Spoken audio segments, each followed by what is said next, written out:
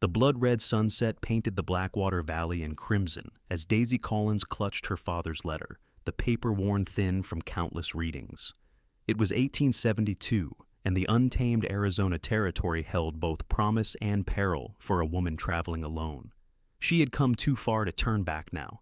The stagecoach jostled violently, sending Daisy nearly into the lap of the elderly woman across from her. "Pardon me," she murmured, straightening her simple blue traveling dress and tucking a wayward strand of chestnut hair beneath her bonnet. "First time out west, dear?" the woman asked kindly. "Yes, madam. My father passed last winter. Left me his claim near Redemption Creek." The woman's expression softened with sympathy, but her eyes reflected concern. "A mining claim is no place for a lady alone." Daisy lifted her chin. At 22, she'd buried both parents and managed their modest farm in Pennsylvania until the bank foreclosed. The mining claim was all she had left. "I'll manage, madam. I always have." The stagecoach lurched to a stop, and the driver's panicked shout pierced the air. "Bandits! Everyone down!" Gunshots exploded around them. The elderly woman screamed as a bullet shattered the window. Daisy threw herself to the floor of the coach, heart pounding wildly against her ribs. "Throw out any valuables and no one gets hurt," a gruff voice commanded.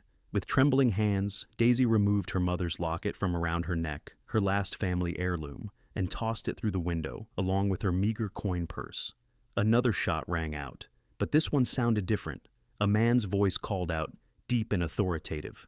"That's enough! Drop your weapons or the next bullet won't miss." Cursing and the sound of retreating hoofbeats followed. Daisy cautiously raised her head as the coach door swung open. Silhouetted against the setting sun stood a tall figure, his face shadowed by a wide-brimmed hat. "Everyone all right in here?" he asked, holstering his revolver with practiced ease. "Just frightened," the elderly woman replied, clutching her chest. Daisy stared at their rescuer as he stepped into better view. Broad-shouldered and lean-hipped, he cut an imposing figure despite the trail dust covering his denim trousers and faded blue shirt. His face was sun-bronzed and weathered, with clear gray eyes that assessed her with unexpected gentleness. "Thank you, sir," Daisy managed, finding her voice. "Quinn Yates, madam," he said, removing his hat briefly. "Sheriff of Redemption Creek." "Daisy Collins. I'm heading there myself." Something flickered in his eyes, surprise, perhaps curiosity. "Not many women come to Redemption Creek willingly, Miss Collins." "My father left me his mining claim there." "Samuel Collins?" Recognition dawned on the sheriff's face. "Old Sam was your father? I'm sorry for your loss, madam. He was a good man." The driver interrupted. "Sheriff, we should get moving before those bandits bring friends." Sheriff Yates nodded. "I'll ride alongside to town." His eyes returned to Daisy. "We can talk more when you're settled." As the journey resumed, Daisy couldn't help but watch the sheriff riding beside them, tall and vigilant in the saddle. Redemption Creek suddenly seemed less daunting. The town materialized from the desert landscape like a mirage, a single dusty street lined with wooden buildings. A far cry from the prosperous mining settlement her father had described in his letters. Sheriff Yates helped her down from the stagecoach. "Town's seen better days," he said, reading her disappointment. "Silver's playing hard to get lately." "And my father's claim?" A shadow crossed his face. "That's something we should discuss. Why don't you get settled at the boarding house? Mrs. Peterson runs a clean place. I can take you out to the claim tomorrow." Daisy felt a chill despite the warm evening air. "I'd prefer to see it now, Sheriff." "It'll be dark soon. Mountain trails aren't safe at night." "Please," she insisted. "I've come a long way." Sheriff Yates studied her for a long moment, then sighed. "Stubborn, like your father." The words held more admiration than criticism. "All right, Miss Collins. We'll go, but we'll need to hurry." Within half an hour they were riding out of town, Daisy perched uncomfortably on a borrowed mare. The sheriff remained silent as they climbed a winding trail into the foothills, the last light fading from the sky. When they crested a ridge, Sheriff Yates halted. Below them lay a small cabin beside a creek, a weathered wooden structure with a sagging porch. Nearby, a dark opening in the hillside marked the mine entrance. "That's it," he said quietly. Daisy urged her horse forward, but the sheriff caught her reins. "Miss Collins, there's something you should know. Your father's claim? There's trouble." "What kind of trouble?" she asked, her stomach tightening. "A man named Victor Prescott thinks your father's vein runs into his property. He's been trying to buy the claim from your father for months." When Sam refused to sell, he paused. "The accident in the mine that killed your father, some folks don't believe it was an accident." Daisy felt the blood drain from her face. "Are you saying my father was murdered?" "I'm saying be careful. Prescott owns half the county and most of the men in it." "Do you work for him too, Sheriff?" she asked sharply. His jaw tightened. "No, madam. I work for justice. But justice is hard to come by when one man holds all the cards." They rode down to the cabin in silence. The interior was Spartan, but neat: a table, 2 chairs, a small stove, and a narrow bed. Dust covered everything, but otherwise, it seemed her father had left it ready for her arrival, as if expecting to return. "You can't stay here tonight," Sheriff Yates said firmly. "It's not safe." "This is my home now," Daisy countered, running her fingers over her father's Bible on the table. "At least come back to town until we can make sure the cabin is secure and supplies are brought in." Seeing the wisdom in his words, Daisy reluctantly agreed. As they stepped onto the porch, a rifle shot splintered the wood by her feet. Sheriff Yates yanked her behind him, drawing his pistol in one fluid motion. "Prescott's men," he muttered, scanning the darkening tree line. "Get to the horses. Stay low." Another shot rang out, closer this time. They sprinted for the horses, bullets kicking up dirt around them. The sheriff boosted Daisy into her saddle and swung onto his own mount. "Ride!" he commanded, and they galloped down the trail, ducking low as more shots followed them. They didn't slow until they were well away from the claim. Daisy's heart hammered in her chest, her hands shaking on the reins. "Still want to stay at your cabin?" Sheriff Yates asked grimly. Daisy took a steadying breath. "I didn't come all this way to be frightened off by bullies, Sheriff." A smile tugged at the corner of his mouth. "Your father said much the same thing." His expression grew serious again. "But he's dead, Miss Collins. I don't want the same for you." "Then help me claim what's rightfully mine," she said. "My father believed there was silver in that mine, enough to make it worth dying for, apparently." Sheriff Yates studied her in the moonlight. "You're either the bravest or the most foolhardy woman I've ever met." "Perhaps both," she admitted. "But I have nowhere else to go." They reached town, and the sheriff escorted her to the boarding house, a 2-story structure with a neat picket fence. Mrs. Peterson, a plump widow with kind eyes, welcomed Daisy despite the late hour. "I'll come for you in the morning," Sheriff Yates said as he prepared to leave. "We'll figure out what to do about your claim." "Thank you, Sheriff," Daisy replied, suddenly exhausted. He hesitated, then said quietly, "Your father was investigating something before he died. He wouldn't tell me what, but he seemed troubled. Said he found something in the mine that changed everything." "What was it?" "He never got the chance to tell me." With a tip of his hat, Sheriff Yates disappeared into the night. Dawn broke with golden light streaming through the curtains of Daisy's simple room. She'd slept fitfully, dreams filled with shadowy figures, and her father's voice calling warnings she couldn't quite hear. After washing and dressing in her most practical skirt and blouse, Daisy ventured downstairs to find Sheriff Yates already waiting in the dining room, nursing a cup of coffee. "Morning, Miss Collins," he greeted her, standing politely. "Mrs. Peterson's flapjacks are not to be missed."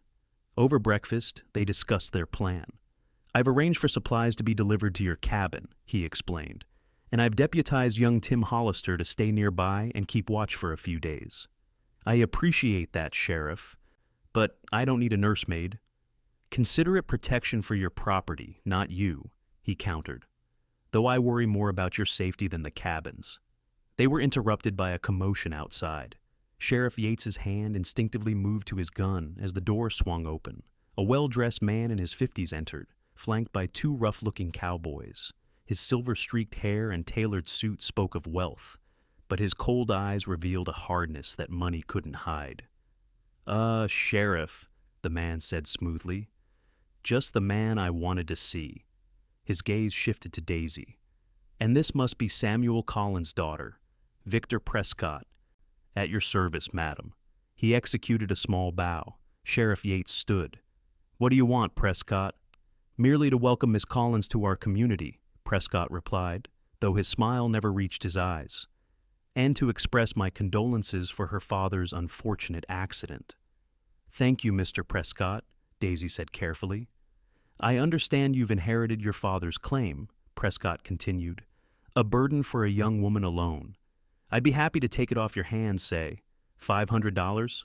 More than generous, considering its questionable value. Daisy felt anger rise in her chest. My father believed in that claim. Mr. Prescott, I'm not selling. Prescott's smile tightened. The mountains are dangerous, Miss Collins. Accidents happen frequently to the unprepared. Sheriff Yates stepped forward. That sounded like a threat, Prescott. Merely stating facts, Sheriff, Prescott replied coldly. Miss Collins would do well to consider my offer before something unfortunate occurs. He tipped his hat. Good day, madam, Sheriff.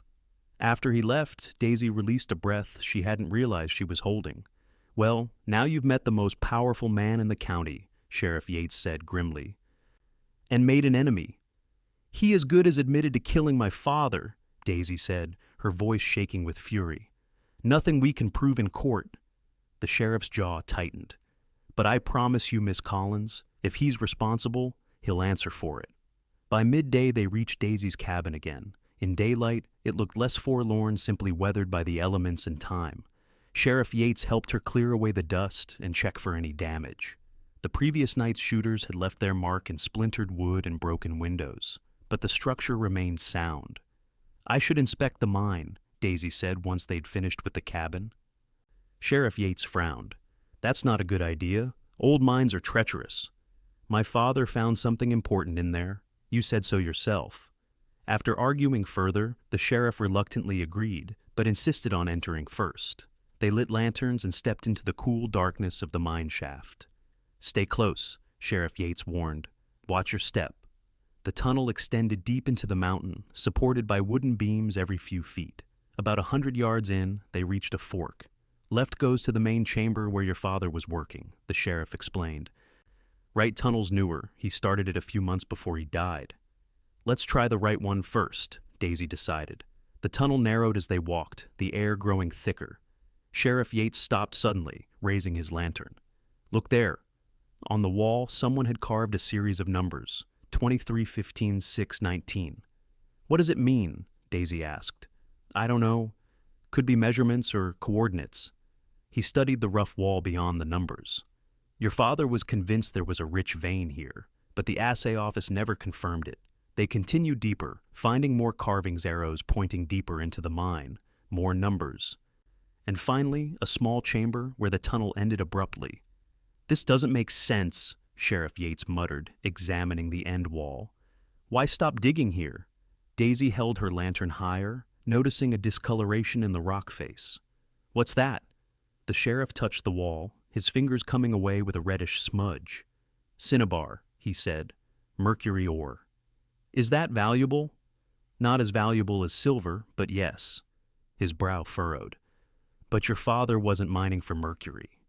A sound behind them made them both turn a faint rumble that quickly grew louder. Cave in! Sheriff Yates shouted, grabbing Daisy's arm. Run!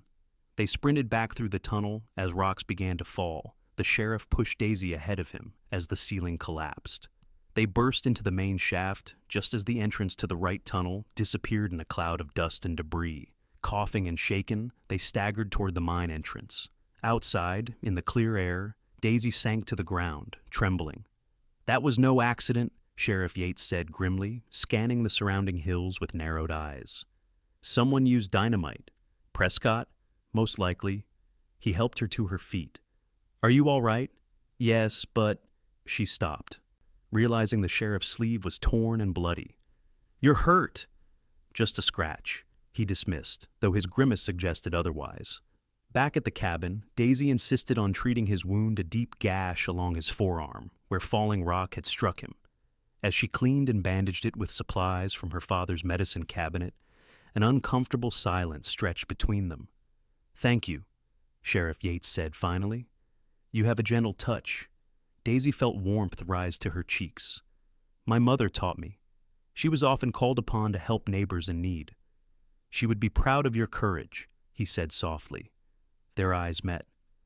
And something passed between them, a moment of connection that startled them both with its intensity. Sheriff Yates cleared his throat and stood abruptly. "I should post Tim on watch and get back to town. There's been enough excitement for one day." Before leaving, he paused at the door. "Lock up tight tonight, Miss Collins, and keep this handy." He handed her a revolver from his saddlebag. "Do you know how to use it?" "My father taught me," she said, accepting the weapon, "though I pray I won't need it." "So do I," he replied grimly. "I'll return tomorrow to check on you." After the sheriff left, Daisy explored the cabin more thoroughly. In her father's trunk, she found journals detailing his mining operation. The most recent entries mentioned a discovery that changed everything, but frustratingly gave no details. He wrote of being watched and feared someone would steal his find. The final entry, dated just 3 days before his death, read, "Must protect the secret. VP suspects. Moving evidence to safer location. God forgive me for what I've done." Daisy closed the journal, troubled. What had her father discovered, and what had he done that required forgiveness? That night, alone in the cabin, every creak and rustle made her start. She kept the revolver close. But sleep eluded her. Shortly after midnight, she heard hoofbeats approaching. Heart pounding, Daisy doused the lantern and positioned herself by the window, gun ready. A lone rider emerged from the darkness. Sheriff Yates. She opened the door, relief flooding through her. "Sheriff, is something wrong?" "Got word Prescott's men were heading this way," he explained, dismounting. "Couldn't leave you alone." His concern touched her, though she tried not to show it. "I can handle myself." A hint of a smile crossed his face. "I don't doubt it, Miss Collins, but even the bravest souls need backup sometimes." They sat together at the table, speaking in low voices as Sheriff Yates explained what he'd learned in town.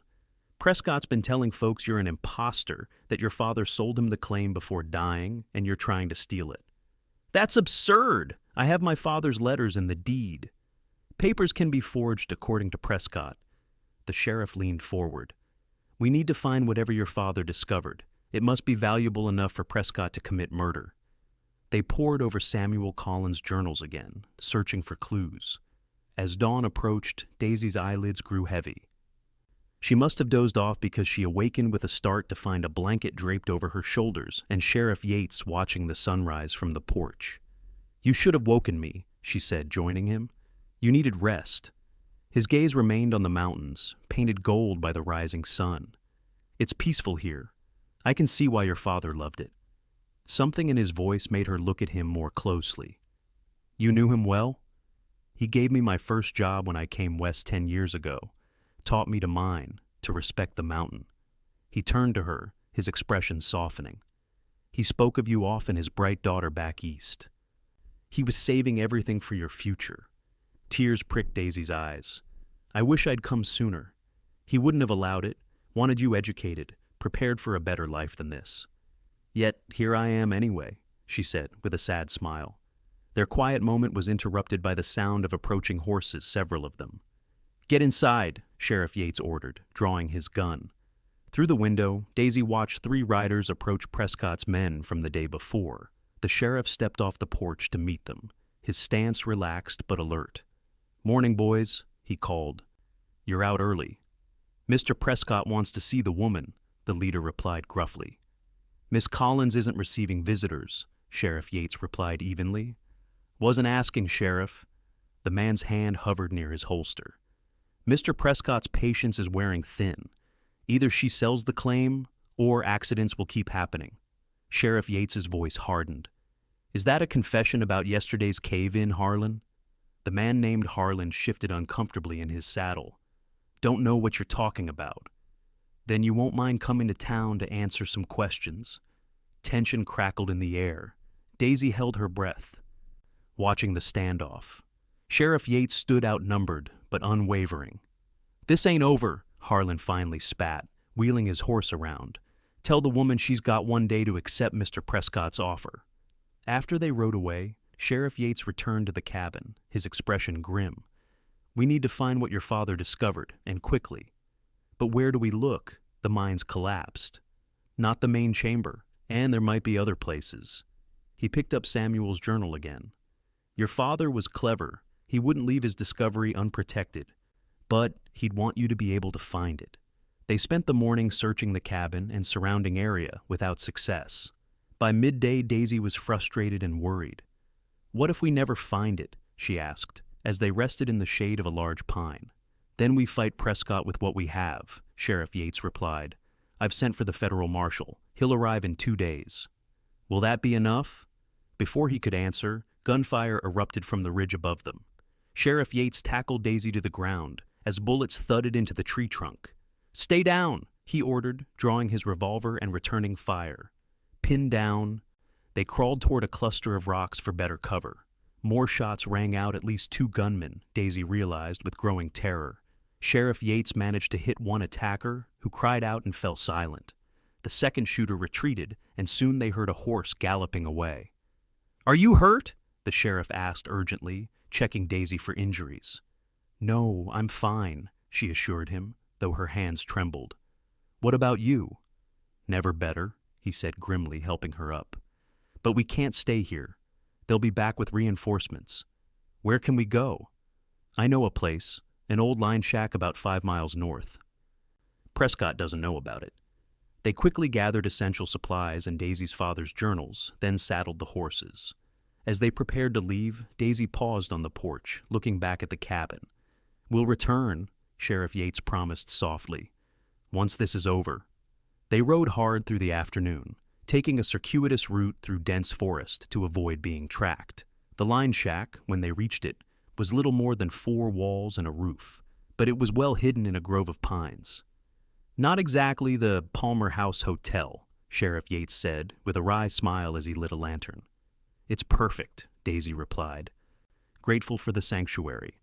While the sheriff secured the horses and gathered firewood, Daisy arranged their supplies and examined the small cabin. Like her father's place, it was Spartan, but functional. As dusk fell, they shared a simple meal of jerky and canned beans. The sheriff seemed troubled, unusually quiet. "What is it?" Daisy finally asked. He hesitated before answering. "I'm worried about what happens if we don't find your father's discovery. Prescott has the town in his pocket. The marshal might not be enough." "Then we must find it," she said with determination. "My father would have left clues." They returned to the journals, reading by lantern light as night descended. In his earliest entries, Samuel frequently mentioned a special place, a hidden grotto, behind a waterfall where he would go to think. "The waterfall," Sheriff Yates said suddenly. "There's one about a mile from your cabin, feeding into Redemption Creek. I've seen your father go there sometimes." Hope surged through Daisy. Could that be where he hid whatever he found? "It's worth investigating. First light tomorrow." As the fire died down, the small cabin grew chilly. Sheriff Yates insisted Daisy take the narrow cot while he would sleep on the floor. "I've slept on worse," he assured her when she protested. Lying in the darkness, Daisy listened to his steady breathing. "Sheriff?" she whispered. "Yes, Miss Collins." "Thank you for everything." A pause, then softly, "You can call me Quinn, when it's just us." The simple intimacy of using his first name made her heart flutter strangely. "And I'm Daisy, not Miss Collins." "Daisy," he repeated, her name like a caress in the darkness. "Try to sleep now. Tomorrow will be a long day." Despite her exhaustion, sleep came fitfully. Sometime in the night, she awakened to find Quinn Sheriff Yates adding wood to the fire, his profile strong in the flickering light. He seemed lost in thought, a sadness in his expression that made her wonder about his past. As if sensing her gaze, he turned. Their eyes met across the small room, and something unspoken passed between them, a connection deeper than their shared danger. For a moment, Daisy forgot to breathe. He looked away first. "Dawn's still a few hours off. You should rest." The next morning broke clear and cool. They set out early, approaching the waterfall area cautiously, alert for any sign of Prescott's men. The waterfall cascaded down a 30-foot rock face, creating a misty curtain that rainbowed in the morning light. At its base, a deep pool fed into Redemption Creek. "How do we get behind it?" Daisy asked, eyeing the rushing water dubiously. "There's a ledge," Quinn explained, pointing. "Narrow, but passable. I'll go first." He removed his gun belt and hat, handing them to Daisy. Then, with careful steps, he edged along the rocky wall, disappearing behind the water. Moments later, his hand emerged, beckoning her to follow. Gathering her courage, Daisy removed her boots and followed his path. The ledge was slippery and treacherous, the roar of the water deafening. Quinn's strong hand caught hers, pulling her safely behind the falls. They stood in a small cave, surprisingly dry except for the fine mist. Sunlight filtered through the watery curtain, casting moving patterns on the rock walls. "It's beautiful," Daisy breathed. Quinn nodded, his eyes searching the cave. "Your father used to sit here for hours sometimes," said it helped him think. They explored the small space, finding nothing at first. Then Daisy noticed a stack of rocks in one corner that seemed deliberately placed. "Quinn, look at this." Together, they carefully removed the rocks, revealing a small metal box buried beneath. The box was locked, but Quinn produced a small tool from his pocket and worked the mechanism until it clicked open. Inside lay a leather pouch and several folded papers. Daisy opened the pouch first, tipping its contents into her palm. Instead of gold or silver nuggets, as she half expected, a dozen small, rough-cut diamonds sparkled in her hand. "My God," Quinn whispered, "diamonds in Arizona territory." Daisy unfolded the papers, a detailed map of her father's claim, with an area marked in red, and a letter addressed to her. "My dearest Daisy," she read aloud, her voice trembling. "If you are reading this, I fear the worst has happened. What I've discovered is both a blessing and a curse. The diamonds came from a kimberlite pipe that runs beneath my claim and Prescott's land. He knows something valuable is here, but not what. The numbers in the mine will lead you to the main deposit, a Bible cipher we used when you were a child. Trust Sheriff Yates. He's a good man. I'm sorry to leave you with this burden. All my love, Father." Tears blurred Daisy's vision. Quinn gently took the letter, studying it. "A Bible cipher," he murmured. "The numbers in the mine, 23, 15, 6, 19. They must refer to a Bible verse. But which book?" Daisy wondered, wiping her tears. "Your father kept his Bible on the table," Quinn recalled. "Perhaps that's our starting point." They carefully repacked everything except one diamond, which Quinn insisted Daisy keep with her. "If something happens to one of us, at least you'll have something to start over with." As they emerged from behind the waterfall, a voice called out, "That's far enough." Victor Prescott stood on the opposite bank, flanked by 5 armed men, including Harlan.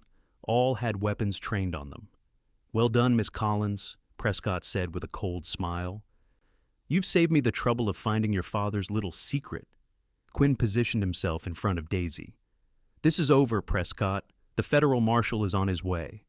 He'll find 2 tragic accidents, a sheriff and a young woman swept away by the current. Such a dangerous place." Prescott's eyes hardened. "The box, Miss Collins. Throw it here."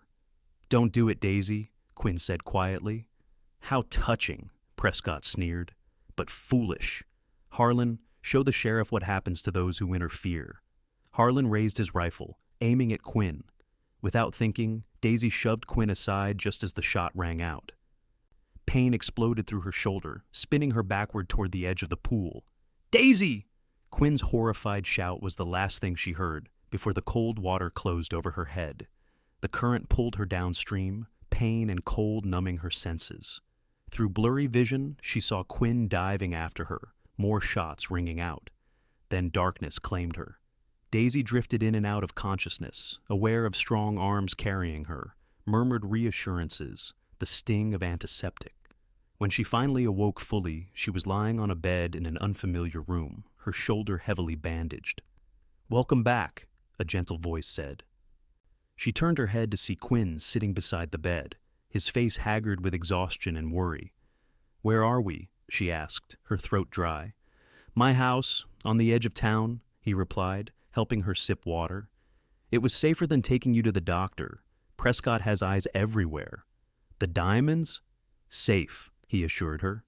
"I managed to keep hold of the box. You're quite the swimmer, by the way, even with a bullet in your shoulder." She attempted a smile.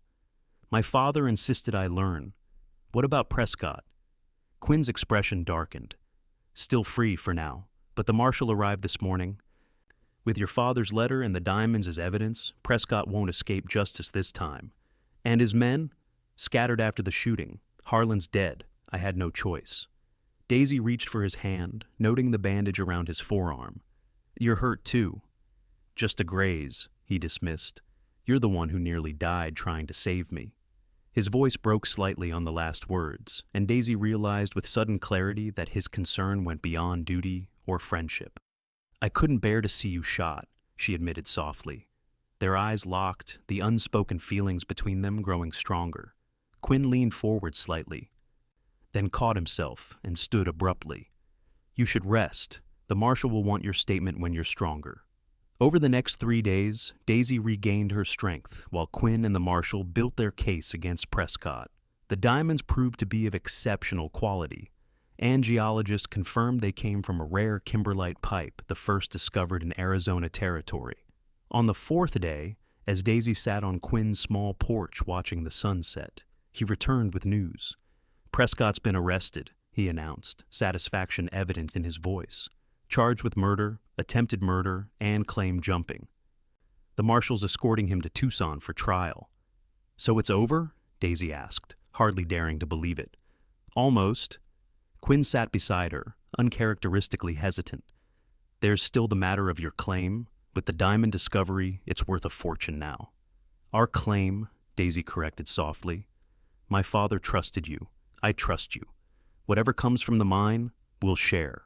Quinn shook his head. I can't accept that, Daisy. It's your inheritance. Then help me manage it, she insisted. I know nothing about mining or diamonds. I need a partner I can trust. Their eyes met, and Quinn's expression softened. Is that all you need? A business partner? Daisy's heart quickened at the unspoken question in his eyes. No, she whispered. Not all. Slowly, giving her time to pull away, Quinn reached out and tucked a strand of hair behind her ear, his fingers lingering against her cheek. I've never met anyone like you, Daisy Collins. You're as brave as you are beautiful. Even covered in trail dust and wearing borrowed clothes, she teased, though her voice trembled slightly. Especially then? His smile faded to seriousness. I know it's too soon.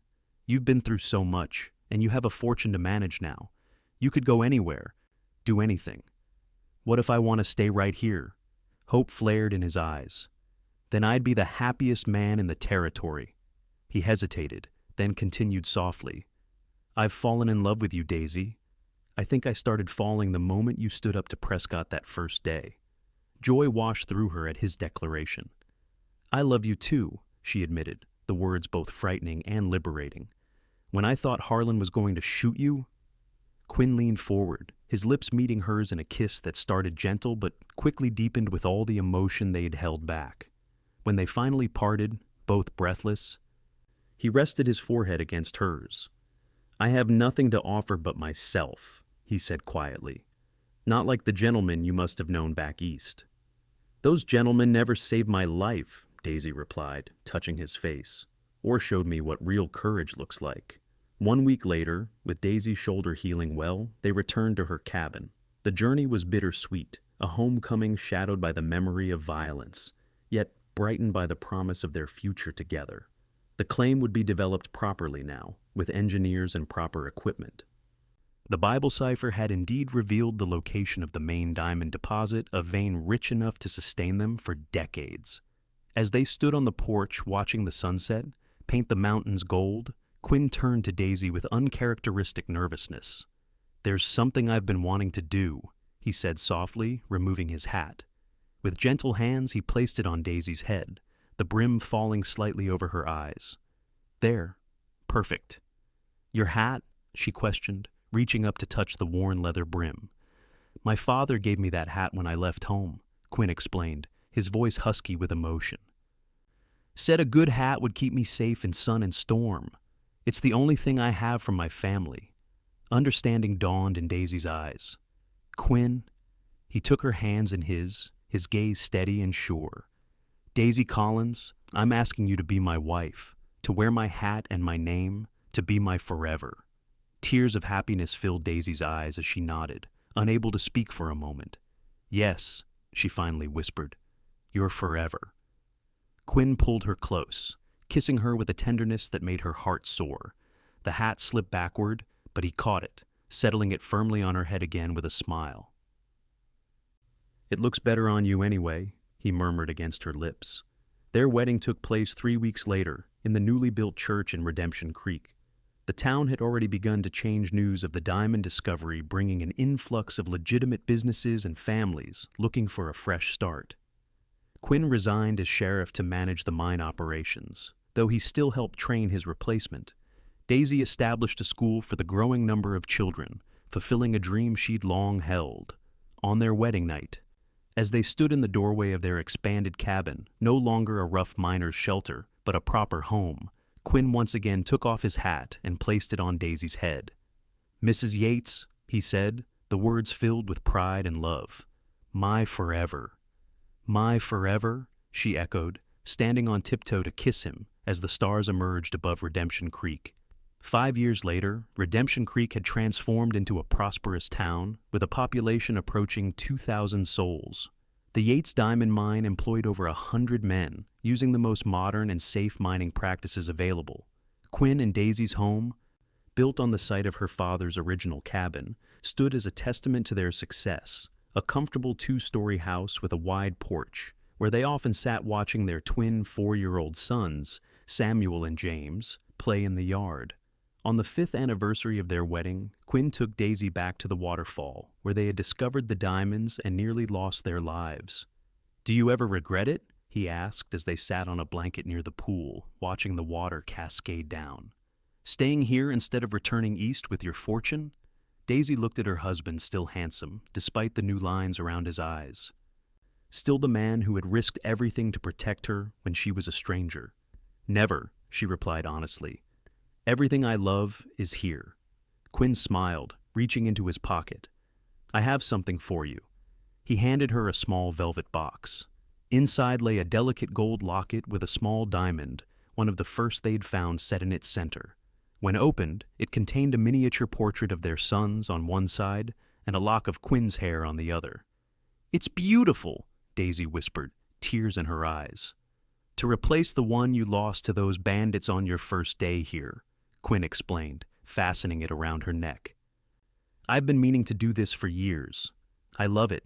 She touched it reverently, then looked up at him with a smile. "I have something for you, too." "Oh? We're going to have another baby," she announced, her eyes shining. "In the winter." Joy transformed Quinn's face. He gathered her in his arms, his kiss tender and passionate at once. "You make me the happiest man alive, Daisy Yates." As the sun began to set, casting golden light through the spray of the waterfall, Quinn removed his hat, the same one he'd placed on her head years ago when he'd asked her to be his forever, and set it gently on Daisy's head. It had become their ritual. This simple act that symbolized their bond. Though the hat was more worn now, it carried their history, the dangers they'd faced, the love they'd built, the life they'd created together. "My forever," he murmured, brushing his lips against hers. "My forever," she answered, the promise as fresh and true as the day she'd first made it. Together, they watched the sunset paint the valley in shades of red and gold, their hands intertwined, their future stretching before them as vast and promising as the western horizon. In the decades that followed, Redemption Creek grew into a thriving city, with the Yates family at its heart. Their children and grandchildren continued the legacy of the diamond mine while establishing schools, hospitals, and businesses that improved life for everyone in the region. And through it all, the story was told of how it began with a brave young woman who traveled west alone, a principled sheriff who risked everything for justice, and a worn cowboy hat passed between them as a symbol of undying love. The hat itself eventually found a place of honor in a glass case in the Redemption Creek Historical Museum, alongside the original deed to the Collins claim and a single uncut diamond. The plaque beneath simply read, "The hat a cowboy placed on his beloved's head, calling her his forever, the founding love story of Redemption Creek." But the true legacy wasn't in museums or mines or even the prosperous town they built. It lived in the love that Quinn and Daisy Yates shared until their final days, a love born in danger, forged through adversity, and sustained by unwavering faith in each other a love that truly was forever.